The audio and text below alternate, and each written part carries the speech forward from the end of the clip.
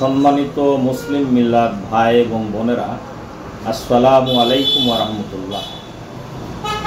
ঈদুল আজহা আমাদের সমাগত। ঈদুল আজহার শুভেচ্ছা ও সালাম দেশ এবং প্রবাসী সকল ভাই বোনদের জন্য আমার ব্যক্তিগত পক্ষ থেকে এবং আমার সংগঠন বাংলাদেশ জামাত ইসলামীর পক্ষ থেকে। দুদিন পরেই আমাদের কোরবানির ঈদ।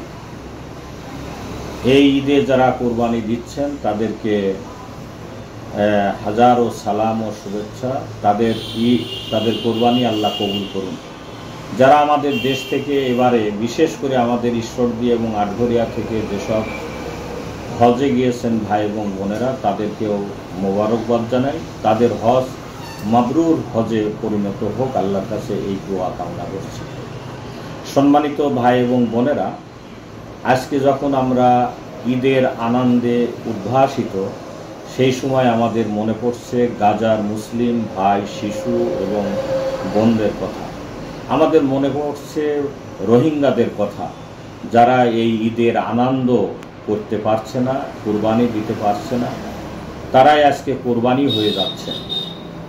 এদের থেকে আমাদের শিক্ষা গ্রহণ করা দরকার এবং দেশ এবং জাতি শিক্ষা গ্রহণ করে আমাদের দেশ যেন একটি কোরবানির ত্যাগে মহিমান্বিত হিসাবে আমরা গড়ে উঠতে পারি, তার জন্য সকলের প্রতি বিনীত আবেদন জানাচ্ছি।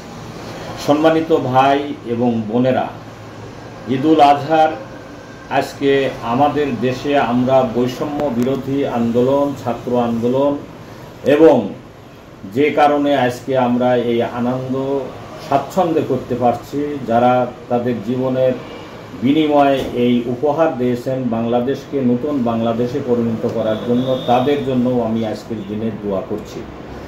এই যুগে যুগে যারা এই আন্দোলনের পুরোধা ছিলেন, বিশেষত অধ্যাপক গোলাম আজম, জনাব মৌলানা মতিউর রহমান নিজামী শহীদ, আল্লামা দেলোয়ার হোসেন সাইদি, মৌলানা আব্দুস সুবহান রাহিমুল্লাহ, আজকে তাদের ত্যাগের কারণেই আমরা এই উপহার পেয়েছি, আমাদের দেশকে পেয়েছি, দ্বিতীয় স্বাধীনতা অর্জন করেছি।